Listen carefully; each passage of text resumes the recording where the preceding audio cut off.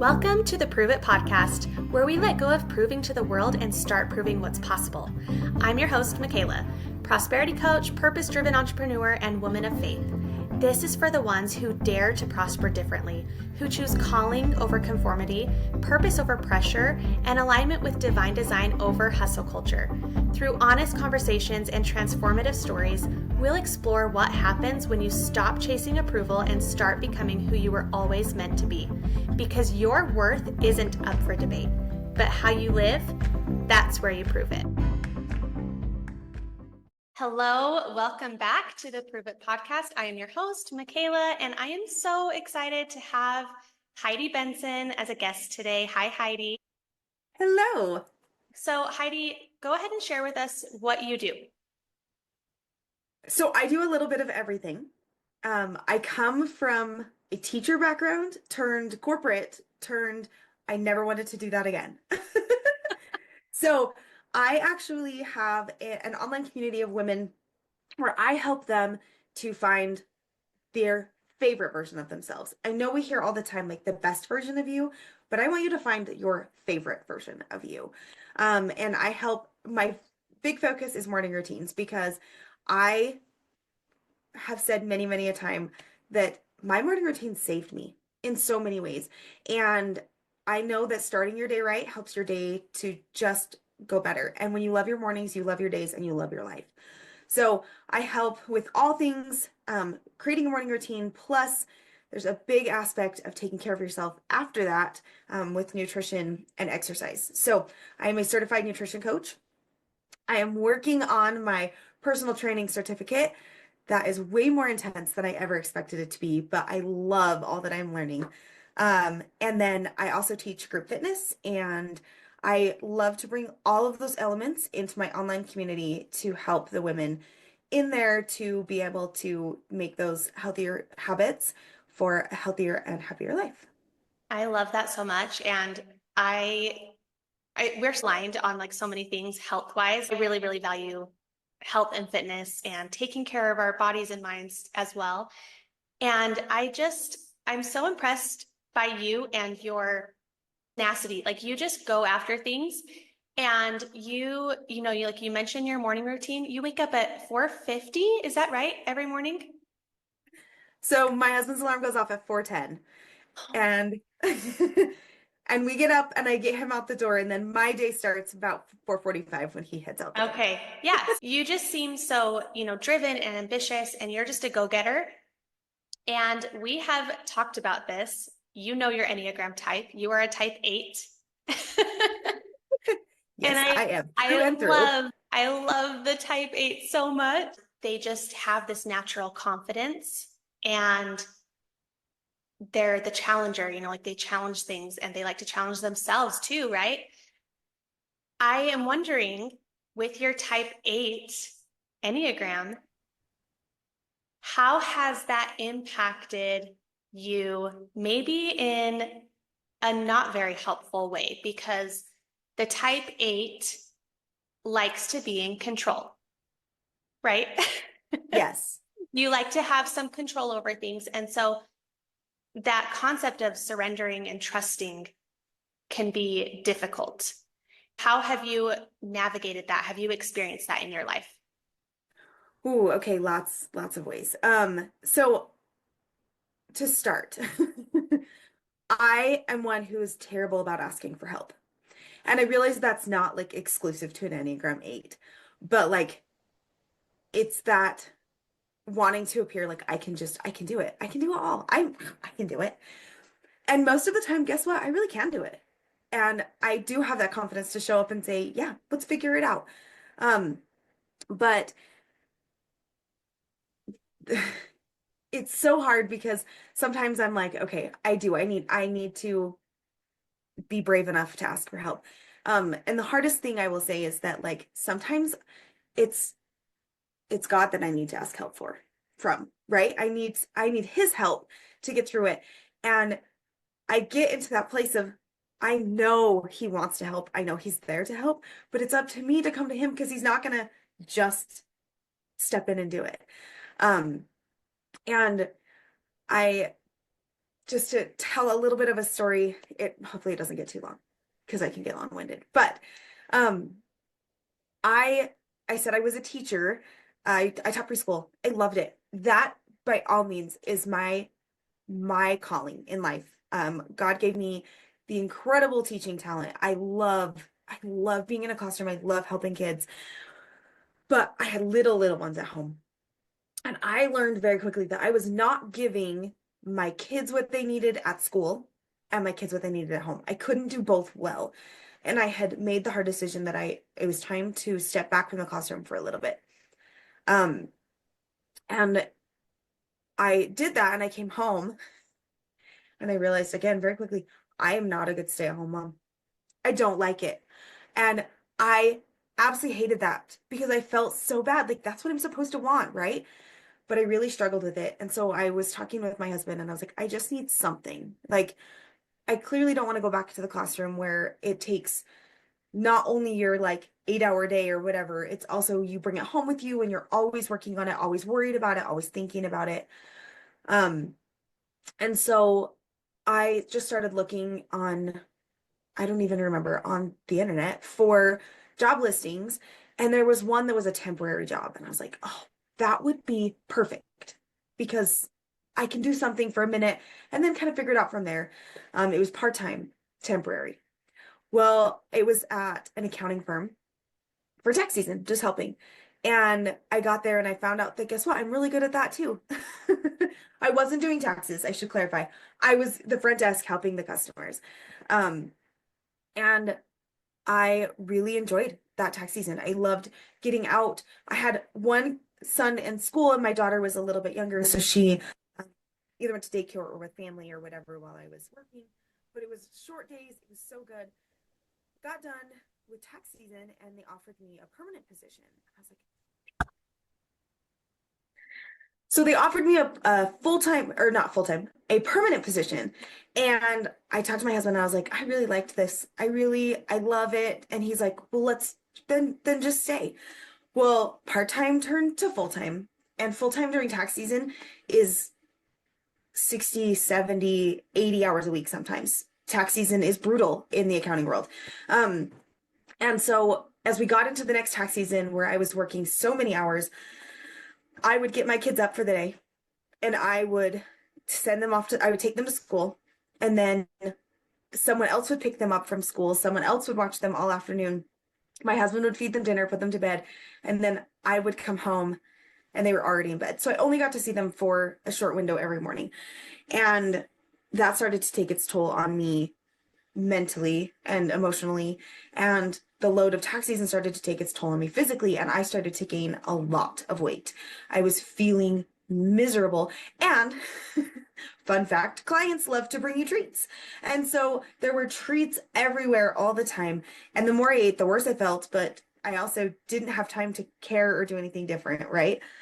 Um, well, I was working so much that I was like, there's got to be something different. Um, and that's when I got introduced to uh, network marketing. But more than that, I got introduced to exercise and to my morning routine and all of that. And I dove all in on taking care of myself. So that was when I started getting up at 4 o'clock in the morning. And I would put in at least an hour, usually 2 hours for myself, including a full morning routine and my workout and breakfast, because that was a big a big thing that I was skipping. Um, and as I did that, I started to feel so much better, and I found myself again. And my husband noticed a huge difference because I was exhausted. I was still working these crazy long hours, and now I was sleeping less because I was getting up earlier. But I also at that same time had this different shift of energy that felt so good and so aligned. And it also actually helped me find my voice again because I hadn't realized that I had lost it. Um, and I was really good at that job. And I really had a really um successful. I was able to get promoted and I was able to take different positions. And I had been offered a commission position outside of tax season to be able to help them grow one of their departments. And I found out again, that was a skill that I had, was marketing. And I was able to grow that department 300% in 2 years. And I was feeling on top of the world and like so excited and so like all in, I can do this. And um I had been at that for just over 2 years. I'd been with the firm for 8.5 years at this point. So I'd been there for a long time. And we went on a vacation and we went to Disneyland with our family and we were at Disneyland and I don't know why, but my husband and I, when one of the times we were in line, we just started chatting and I said something about what if I get fired? And it was totally a joke because this was the most secure job. I was the only one who knew how to do what I was doing. I was growing, like creating growth for them, right? Like it was a very secure job. Well, we joked about it and then we came home and I went into work the next day and everything was weird, like really weird. And I was like, huh, maybe I am getting fired. Like this is this is uncomfortable. And again, I like to be in control, right? So I have all of my stuff. I know exactly what I'm supposed to get working on. And I get an email from one of the partners, and it was a weird email asking for all of my passwords to like everything. And I handled everything for them. So I had accounts in weird places they probably didn't even know existed because they just told me to take care of it, right? And just find it. And I was like, he doesn't actually care about that. So that was a red flag. And then I got into my calendar and it had been wiped clean. I was like, I have a lot on my calendar. That's weird. And then there was a third thing that happened with one of my coworkers, just an interaction that made me go, I think my job is coming to an end. Well, the Enneagram 8 in me doesn't just sit there, right? So I walk into the managing partner's office and I said, is my job coming to an end? And I know I caught him off guard because I don't think any human soul has ever done that before. And he said, "Yep." And since you know, I guess we can just be done. I was gonna let you stay for like another month, but you can just be done. And I said, uh, okay. And he goes, but I don't have time to talk about it right now because I have a client coming in. So go back to your desk and we'll talk about it when I'm done.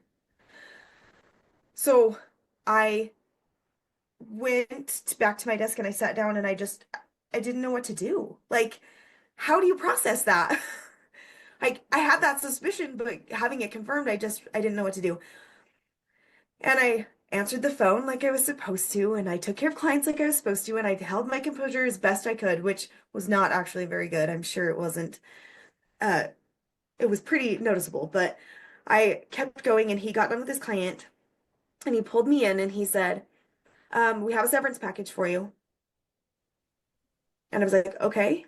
And he goes, so you can choose if you want to finish the rest of the week or if you just want to be done. And I was like, what?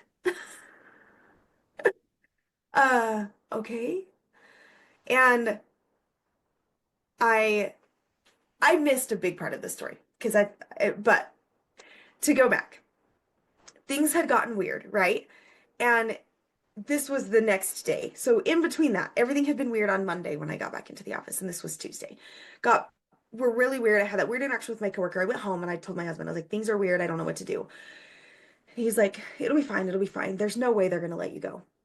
So that morning, Tuesday morning, before I before I got out of bed, actually, I was laying in bed and I was just reeling. I hadn't slept well. It was one of those, how could this be happening kind of situations. And remember, I had been working on my morning routine. One of the things I'd wanted for my whole life was to be good at saying my prayers. And I was terrible at it. So I made it part of my morning routine and it had finally become a habit that I had created. And I felt like I was closer to my Heavenly Father than I had ever been. So I was laying in bed, I'm honestly scared to get out of bed because I don't want to know what's coming when I get to work. And I was laying in bed and I just prayed and I said, Heavenly Father, I don't know what's happening here, but help me be okay with whatever happens. And the second I said amen, I had this unexplainable peace just wash over me. And I was like, you know what? It'll be okay. I don't know why, and I don't know how, but it will be okay. Because I didn't know for sure, right? Tuesday morning before he had said that, I had my suspicions, but I just said, help me be okay with whatever happens. I got into his office that morning, and he essentially laid me off. And I said, okay, can I have a minute to think about it? Like, I don't know if I want to finish out the week. I don't know. I don't know. And he goes, actually, you know what? You can just be done. Leave your keys at the front desk and clean out your desk. And I was like, okay, okay. So I'm falling apart and not like in one aspect of my brain. And the other aspect of my brain is like, remember, God told you it will be okay. It will be okay. Um, so I cleaned out my desk and I put everything in my car, and it was at 9 a.m. on a Tuesday. And I sat in my car and I thought, I don't know what to do at 9 a.m. on a Tuesday. I've always just been at work. My kids were at school. Because now I'd been there long enough. My kids were older. They were in school all day. I so I went to the cemetery. It was the only place I knew to go because my mom had passed away when I was 2. And so if I ever wanted to talk to mom, I went to the cemetery. So I drove around and I drove to the cemetery, and I had a picnic blanket in the back of the car, and I laid it out and I just laid there and talked through all the things I was thinking and feeling and tried to process it all. And I laid there for, I'm guessing would have been a couple of hours, but it all is kind of a blur. And I all of a sudden was like, I really better go. Like, I really need to go to the bathroom. And that's what I promise that's relevant. But I was like, actually, I probably like, and the cemetery's probably 5 miles from my house, but it's only a mile from my grandma. So I was like, oh, I'll just run to grandma's house really fast. So I'm on my way to grandma's house, and I thought, I really hope there's nobody here. I really, I don't want to talk to anybody. I'm not ready to like talk about this because I had called my husband and told him, and he was so incredibly supportive. Because I'd obviously shared with him the night before, like my concerns. So when I called him, he goes, awesome. That means that we get to go to spring training this year. Because spring training is during tax season. It had never been an option. And then he said, and that's an answer to your prayers because we had been praying about whether we should homeschool or not. And he goes, obviously we're supposed to. And I was like, okay, you're right. I'm so glad you can see things from a different perspective. So I headed towards my grandma's house. And again, I'm just like, please don't let anybody be there. Well, I grew up on a family farm. So the family farm is my grandma's house. And then my aunt lives right next door. My uncle lives right across the street. And my dad lives just down the road. Like they're all right there. And I pull in, and sure enough, my dad's there. And then I see my uncle come around the side of the house. And then my aunt comes out of her house. And I'm like, I guess we'll rip this band-aid off real quick. Um, and I, I get out of the car. And my dad's like, what are you doing here? And I remembered that was my dad's first full day of retirement. He had officially retired that day. So I was like, well, Dad, I decided to retire with you. And he goes, you did? And I was like, well, no, but they decided I was retiring. So here I am. I'm retired. And he was like, are you serious? I was like, yeah, I got laid off. I said, and I got no explanation. Remember, I walked into his office and I was expecting here's what you did wrong. Here's why. But all it was here's your severance package and leave. So I still to this day have no idea why it happened. But I my uncle comes up and he's like, aren't you supposed to be at work? And I was like, yeah, no, not anymore. And then my aunt comes over and I get to explain it to her.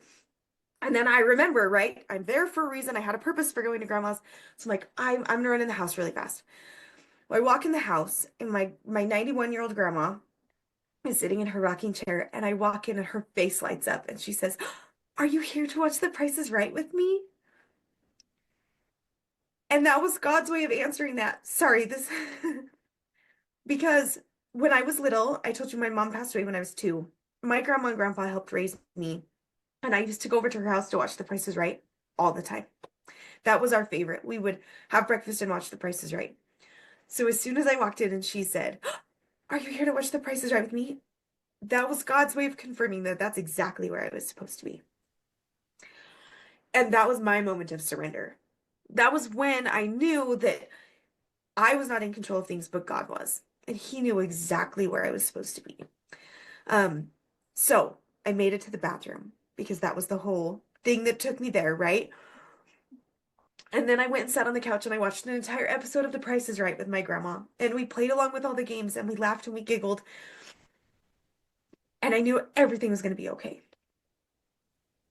And when we fast forward almost exactly 1 year, um, it was tax day. And again, remember, for 8.5 years, I hadn't done anything with my family during tax season. They would have spring break and we wouldn't be able to do anything. Um, we would miss out on Easter egg hunts and all of the things that my little kids were doing because I was stuck at the office. Well, we decided to homeschool, and my son, for one of his projects, was supposed to plan a family vacation. Um, and he is a very studious kid, and he's so funny, but he was also working a part-time job because he was 14 at this time and he had time. So he had been saving his money. Well, he started plotting this family vacation and he put together the presentation and he came to me and he said, "Mom, I found out that Universal Studios is opening Super Mario World, and I want to go right when they open." And he started going through this whole presentation, right, which is for school. He's been doing all this research for school. And he's like, the cheapest day to go will be this day. The cheapest flights are this. The cheapest hotel is this. And he had like planned out down to like the cost of Ubers. Like he knew. And he goes, "Mom, and I've saved enough money that me and you can go do this. Can we go?" Well, the day that we would be in Super Mario World for the first time was the tax deadline day. And I have never spent the tax deadline day anywhere else except my desk processing thousands of tax returns. And I said, "Yeah, let's do it." So we booked our trip and went to Universal Studios. We were on our way there, and we were on the plane and we landed. We had a layover, yeah, I think it was Vegas. And when I turned my phone back on, it blew up. I had all of these missed calls and text messages, and one text popped up from my husband, and it said, "Read mine first. Don't," I think it said, "Don't call your dad." And I was like, uh-oh. So I read my husband's text message and then I called him and he's like, "Hey, your grandma fell. She's okay. She's at the hospital. They're checking her out. Don't turn around and come home. Go on your trip. You're supposed to be there. She'll be fine. Like, but I just needed you to know." And the missed calls were my aunts and my uncle and my dad and my everybody to tell me about grandma. And I appreciate my husband's forethought to say, "Talk to me first." Um, and we enjoyed our trip, and I again had all these confirming moments while we were on this trip. This is exactly where we're supposed to be with my son, watching him have the best time, all in the name of school, right? And I knew, again, I had that confirmation that even when I don't feel like I'm in control, God knows exactly what he's doing. Well, we came home from our trip on the day that my grandma was getting discharged from the hospital. And the doctor came into the room and he's like, "I can't let you go home unless you agree to be on hospice care." And she's like, "What does that mean? I'm not moving like into a facility." And he goes, "You can stay home if you have someone to care for you." And I was sitting in the room and again I had that confirmation. That's why God put me where he put me, so that I could be there to care for my grandma. And I said, "I'll do it." And my aunts and uncles and my dad, like they all stepped up to help too. I wasn't alone in taking care of her. But I got to spend the next year caring for my grandma on hospice care. She called them our slumber parties. When it was my turn to sleep over, I would come and stay, and we would stay up way too late talking about all of the things, and she would get so giddy, and then we would get up the next morning and have breakfast and talk more, and we spent hours and hours, and I heard all of the stories that she'd ever could think of to tell me.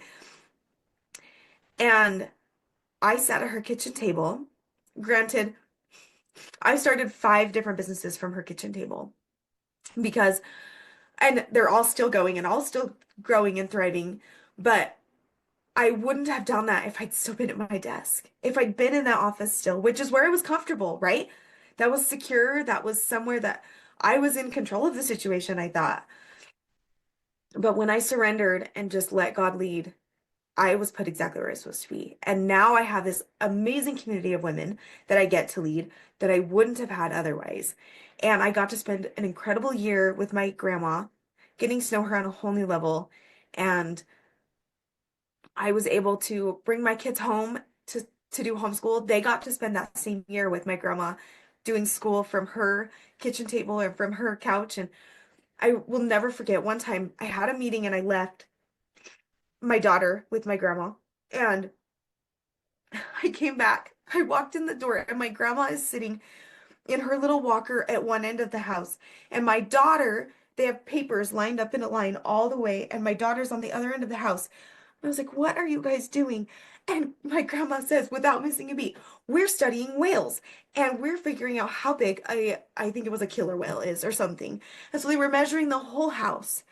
And it was the cutest thing because it wasn't she is studying whales, it is we are studying whales and we are learning all about it. They studied Canada together and got to know all the things about Canada. And my grandma was so excited about everything they got to learn together. Um, and it was incredible to me to watch things happen exactly how they were supposed to. And in that hard moment, if I had, instead of that prayer of help me be okay with whatever happened, if I had decided instead to take control into my own hands, right? I would have walked away from that bitter and angry, and I would have walked away from that with so much a chip on my shoulder and so much hate that it wouldn't have my next 3 years would not have been what they got to be because of that moment right there.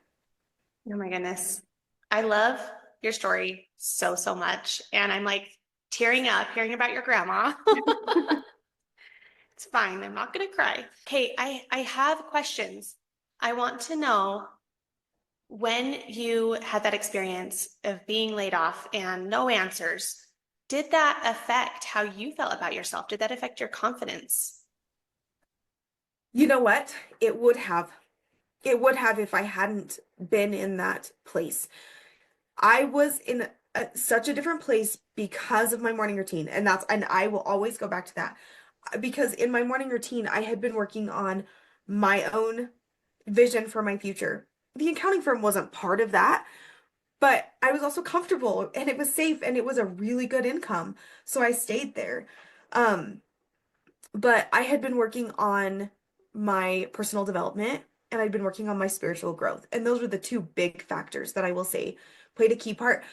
I had been in this personal development growth stage so much that it did not rock me like it could have. If it had happened a few years prior, it would have really broken me. You had been preparing yourself so that you could be resilient, like no matter what situation was thrown at you, that you had that foundation. But I didn't know that's what I was doing. That's the crazy part that every time I look, I was like, that's how I know that I'm not the one in control of this whole thing because I would have never seen it coming. Yeah.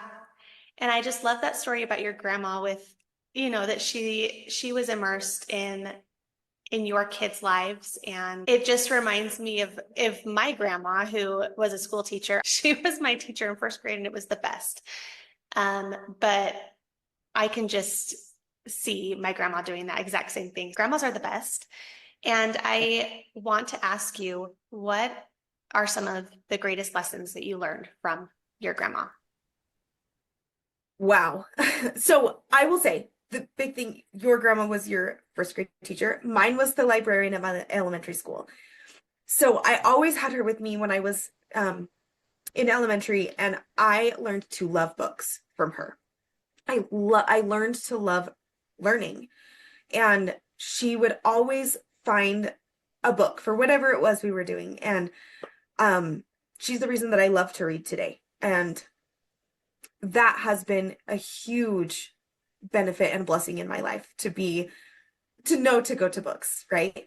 Um, my grandma taught taught me the meaning of Christ-like love because she could look at anyone and find something to love about them, even in the hardest moments.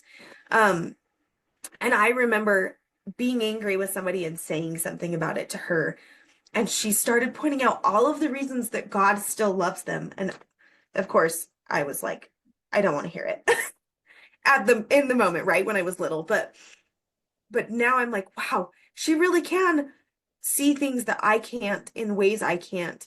Um, and I was I was blessed to hear, like I said, so many stories of her childhood and how she was raised. And she taught me so many things about faith.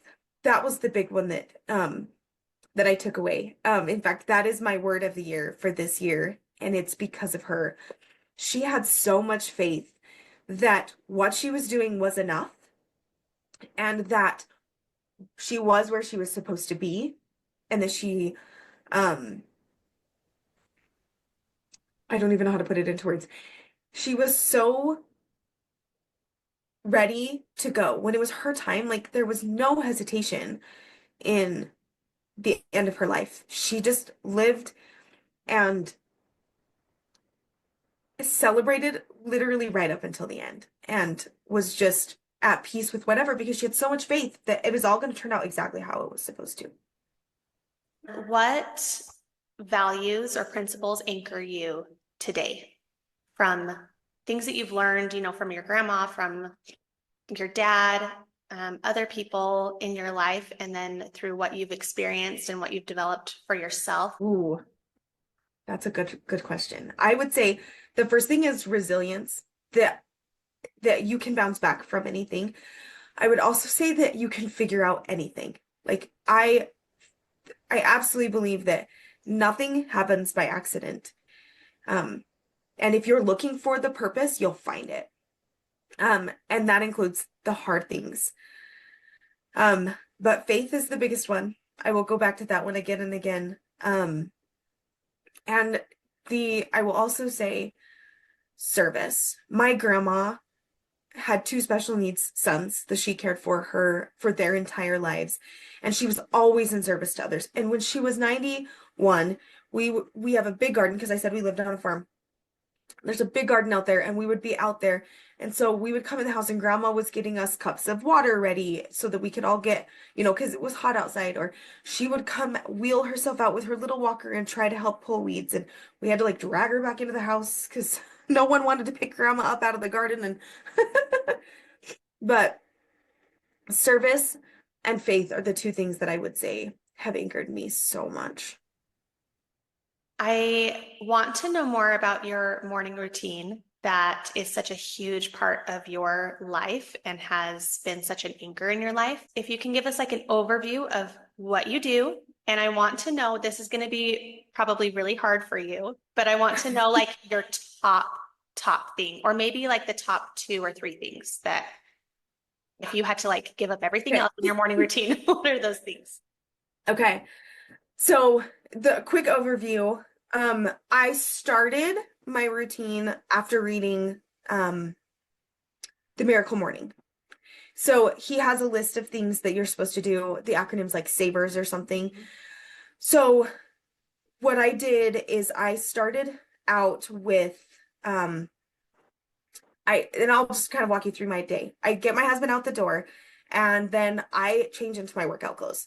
Like right off the bat, that is my commitment to exercise, is changing in my workout clothes right after I get up. And then I go into the kitchen and I make myself breakfast. And if you follow me on Instagram, I'm the most boring soul.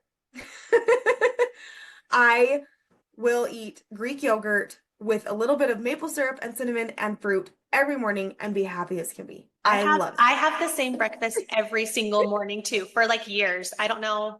I'm just a creature of habit that way. Yes. Yeah. It works and I love it. So I do not rock the boat. I mean, occasionally, especially like on vacation or if it's a day that I'm like headed out the door, I will do something different. or occasionally I'll run myself out of stuff, but like that is my go-to and I will do that every day without hesitation. Um, and then I mix up my pre-workout and I come down here to my exercise space and my uncle made me a custom rocking chair. He is a furniture maker and he's incredible. So I have my custom rocking chair and that is my morning routine spot and that's where I sit. And I will I'll come down here and the first thing I do is my meditation. And I have an app that I use called Simple Habit. I've been using it for years. There's a free version and a paid version. I used the free version for a couple of years and then decided to upgrade. They're guided meditations. I absolutely love them. There are some like that I'll go back and do again and again. Um, but I meditate and then I say my prayers, which again, I said that was a habit that I'd wanted so bad, but I just let life get in the way. But when I started stacking that with other habits, it just became something that happened. And once I'm in that quiet place from my meditation, I say prayers. Um, and then I do a devotional. So while I eat my breakfast, I typically watch some sort of sermon or talk or something. Um, and then after I'm done eating, I will read my scriptures and journal. And I have two different kinds of journals. I actually, over the years, have created my own sort of journal prompt. I offer it free to all of people on my email list because it I feel like it's so useful, but it's the 5 4 3 2 1 journal method. So I do that, and then I have like more of a brain dump journal. And I don't always do both. I usually pick one or the other, and it kind of depends on where I'm at in that morning and what I feel like I need. Um, and then I sip on my pre-workout after I get done eating. So I've been drinking my pre-workout to be ready for my workout. I do 10 minutes of either 10 minutes or 10 pages. I always just kind of whatever feels right of personal development. Um, and then I will go in and I'll go get my shoes on and get ready for my actual workout. I'll do my workout and then I do a stretch after where I listen to my daily fire. So it's it's grown into that, right? Like that's not how it started. It started out very simple and very short. And then as I found things that I loved and that helped me, and I was able to create the time in my morning because when I was going to the office, my mornings I had to be done by a certain time to get my kids out of bed, to get them to school. And so I had this very limited time and I just used it how I could. And now that I have a lot more flexibility, I'm able to kind of expand it and make it what I love. Um, but if there were, I'm trying to think. So when I go on vacation, I always take my routine with me. Like I still do it at the hotel, I'll do it on an airplane, and I fly a lot. So I will take those things with me, but I will say that if there were two things that like if that was the only thing that I had time for, I will, and I've done this before for sure, is I will read my scriptures and I will do my workout.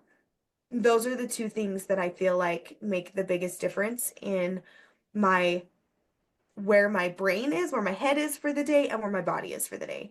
It keeps my energy levels up, and it also helps me to be more spiritually in tune to read my scriptures. So those are my two like very non-negotiables. The rest of them I would totally put on the non-negotiable list, but But they're still important. Yeah. Tell us what is coming up for you. What are you excited about? What do you have going on? so my community, I love my community. I love pouring into them.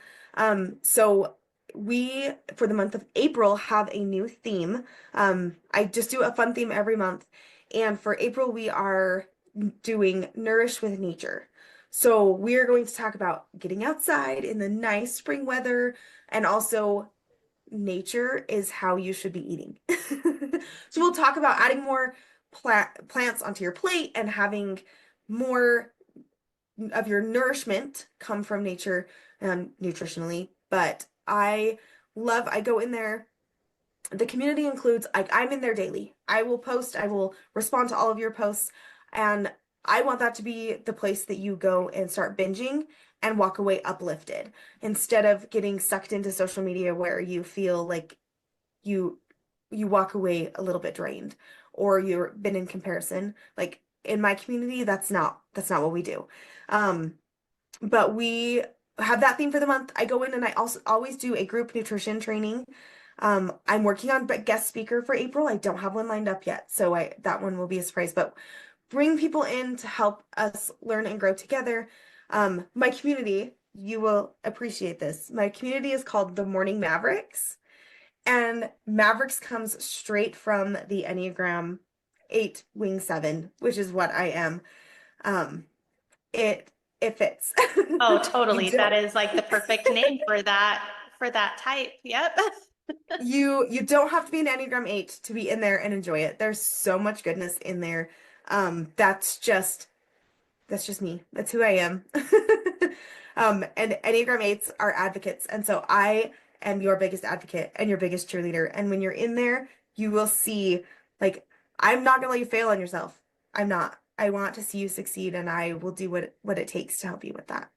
Your newsletter is so great, and I love how consistent you are and how valuable it is. And I'm going to link all of that in the show notes so that people can Awesome. know where to connect with you and get on that newsletter and see what you've got going on, and just learn more about you. So I would love to end with some rapid fire questions. Okay. All right. What is a weird talent or party trick that you might have? Oh man, that is a really hard one. Um, uh, I don't know if I can do it on camera, but I can like shake my eyes. And that's I love it. but I really don't think I can do it on camera. But should we try? Okay. Oh, nope, I can't. Just kidding. I can't. On the spot. Okay, I think it's I because my will. eyes have been watering. Okay. What is your favorite guilty pleasure TV show? Do you watch TV? So I don't watch a ton of Okay. TV. Um, but my husband and I love, like, on Sunday afternoons we catch up on our shows. So right now we are watching Tracker and Fire Country. And I will say Fire Country is one of my favorites I in the have, world. Yeah. I love Fire Country, but I will say I watch Friends. If I'm the one who turns the TV on, that is my go-to. I will turn that on every time. I love it. I love it. It's so good. It's so good. What is your personal definition of confidence? Not needing validation from anyone else. To know who you are and know where you stand without anyone else's approval or um, opinion. Mm, that's so good. What is your go-to comfort food? It would probably be ice cream. I I love and cookie dough ice cream would be most specifically. And if you could have any superpower, what would it be and why? Oh,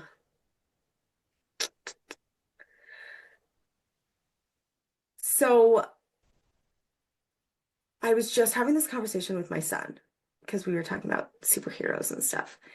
And I think it would be um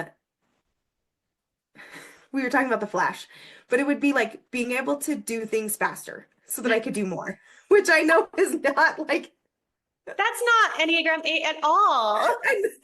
right. Oh, I love it. That So was, spot on. yeah, that's when we were talking about it. That was my answer. It was just if I could just get things done faster because they're especially the things I don't like to do. If I could just hurry and get through them and be done with them, it would be great. So I would want like the Flash's super speed. Well, thank you so much for being here today. I really, really enjoyed talking with you, hearing your story, and I'm so excited for what you have coming up. Thank you. Thanks for having me. If today's episode stirred something in you, I'd love to hear about it. Share your takeaways, leave a review, and don't forget to subscribe so you can keep uncovering what's possible when you stop proving and start becoming. You don't have to prove your worth. You're here to prove what's possible when you fully own who you were divinely designed to be. Live with faith, lead with boldness, prosper with purpose. Prove it.